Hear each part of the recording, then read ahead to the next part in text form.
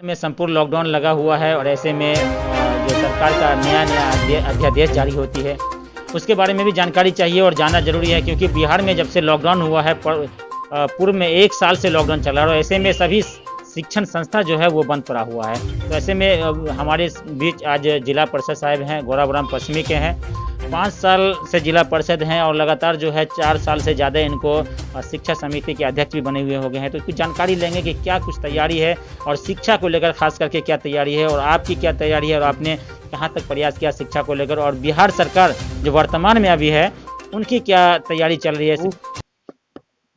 सबसे पहले हम अपने क्षेत्र के लोगों को, दरभंगा जिला के समान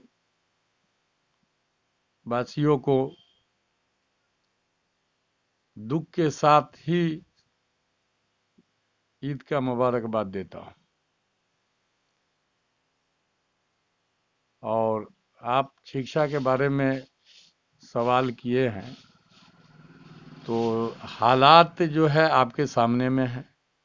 सरकार हर प्रयास करने की कोशिश कर रहे हैं कि बच्चे को किस तरीका से स्कूल जो नहीं जा रहे हैं उसका कवर कैसे किया जाए घर बैठ करके।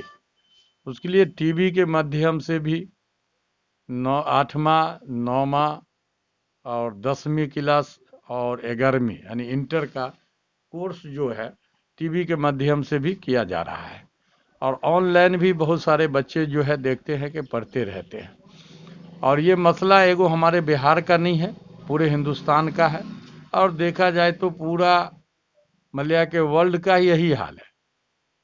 उस हालात में जितना संभव हो रहा है, बिहार सरकार, हमारे मुख्यमंत्री जी, हमारे शिक्षा मंत्री आज से 2 रोज पहले ही 3 रोज पहले शिक्षा मंत्री ने ऐलान किए हैं कि जितने भी टीचर हों, स्कूल हो या मदरसा हो, 2 रोज के अंदर उनके तनख्वाह उनके अकाउंट में चला जाना चाहिए। तो सरकार खामोश बैठी नहीं हुई है, सरकार अपना हर काम को बाजिम्मेदारी बखूबी निभा रहे हैं, लेकिन हालात ही ऐसा बना हुआ है कि हिम्मत नहीं के लोगों का नहीं होता है कि कुछ करने का। आप भी सुने होंगे कि चुनाव हुआ यूपी में, 700 टीचर यानी के इसी कोरोना में यानी कि ये हो गए। तो टीचर भी तो हमारे अपने ही हैं और उनको ज़बरदस्ती यानी कि धकेल देना, किसी आफत और मुसीबत के बीच में धकेल देना ये भी मुनासिब नहीं होता है। जहाँ तक सवाल है कि टीचर से तो सरकार हर काम मदद लेती ही है, वो जो भी यानी कि सरकारी काम हो उसमें टीचर को रहना तो बहुत ज़रूरी है। जब तक टीचर नहीं रहेंगे कोई काम हो। अखबार में मैंने देखा था, उसका हेडलाइन लिखा हुआ था कि जो बाहर से मजदूर आ रहे हैं वो अपने खेतों में कुदाल चला लेंगे लेकिन परदेश नहीं जाएंगे। इस सब के बारे में क्या कहना है?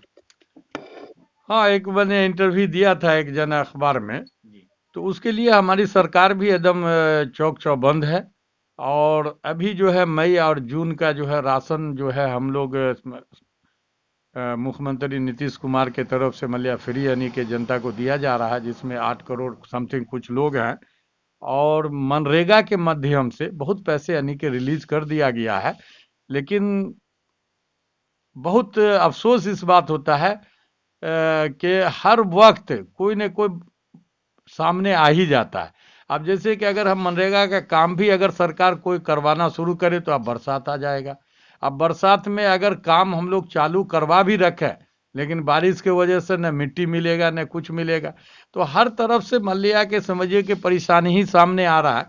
लेकिन सरकार अपने प्रवासी मजदूरों के लिए हर चीज़ तट पे खड़े हुए हम लोग, वो गांव के हो या पंचायत किस में हो, हम लोग भी देखते रहते हैं।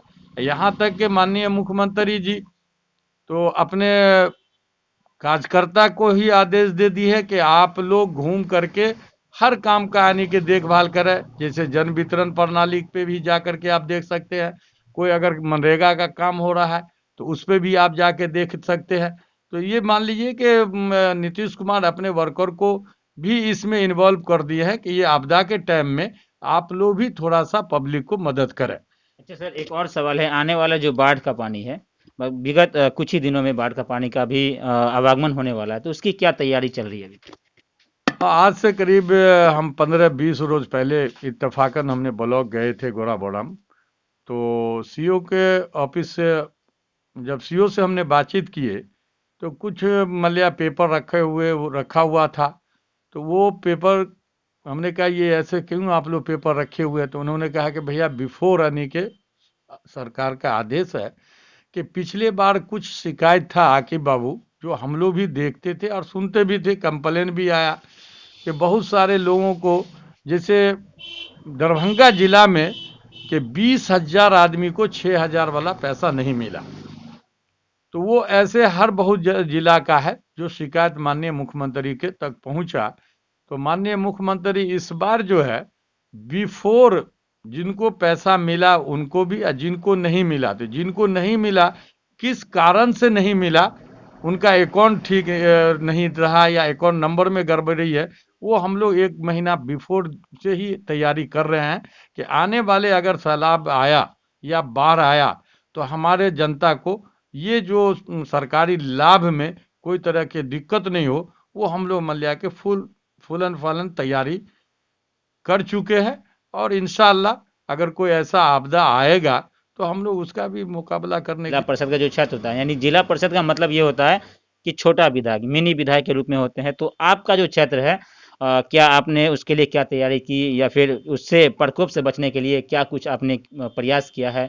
क्या सैनिटाइज? तो देखिए बहुत सारे लोग अपने वाहवाही के लिए कुछ बोल देते हैं और अबुल खैर उसमें से नहीं है कि अपनी तारीफ करे कि इस बार तो नहीं हम कुछ कर किए हैं, लेकिन अगले बार जो है कि हम अपने से ट्रैक्टर पर बैठ करके हर अपने पंचायत में मैंने सैनिटाइजर किया था और लोग भी इसकी बहुत सराहना किए थे।